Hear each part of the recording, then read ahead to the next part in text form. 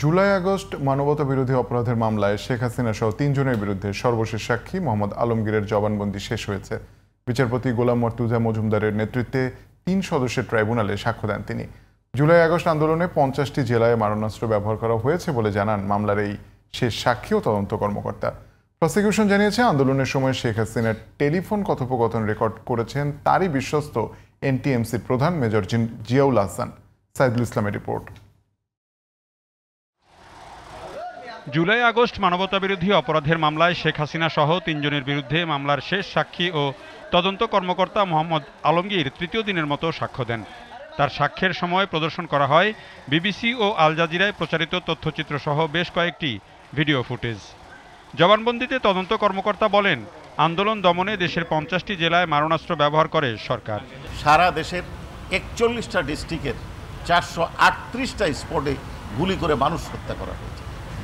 যেই বক্তব্য তদন্তকারী কর্মকর্তা আজকে তার বক্তব্যের শুরুতে দিয়েছে, ৫০টি জেলার বেশি জেলাতে মারণাস্ত্র ব্যবহার করা হয়েছে, যে গুলি করা হয়েছে আন্দোলন দমন। গত ১৫ বছর ধরে ক্ষমতা টিকিয়ে রাখতে শেখ হাসিনা গুম খুন সহ যখন যেটা প্রয়োজন হয়েছে সেটাই করেছেন বলে জবানবন্দিতে উল্লেখ করেন তদন্ত কর্মকর্তা।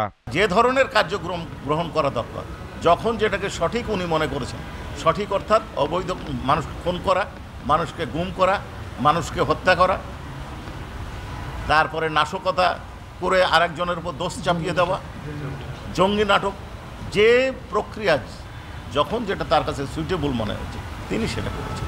প্রসিকিউশন জানায়, আন্দোলনের সময় শেখ হাসিনার টেলিফোন কথোপকথন রেকর্ড করেছেন তারই বিশ্বস্ত এনটিএমসির প্রধান মেজর জিয়াউল আহসান। তিনি শেখ হাসিনারও কল রেকর্ড করে রেখেছিলেন। এখন তিনি কি উদ্দেশ্যে রেখেছিলেন সেটা তিনি ভালো বলতে পারবেন, তবে বিচারের স্বার্থে আমরা এটা কাজে লাগাতে পারবো। আমাদের সৌভাগ্য যে সেই সময় আন্দোলন দমনের অপকৌশল হিসাবে শেখ হাসিনা এবং পলক সাহেব যে নেট বন্ধ করেছিলেন তার ফলেই তারা এই মোবাইল ফোন ব্যবহার করতে পেরেছিলেন, এবং যা রেকর্ড করেছিলেন, কল রেকর্ড করেছিলেন সেই ব্যক্তিটি যা আমাদের হাতে।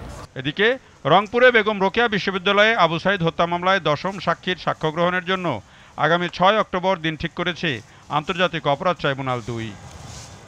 Saidul Islam, GTV news, Dhaka.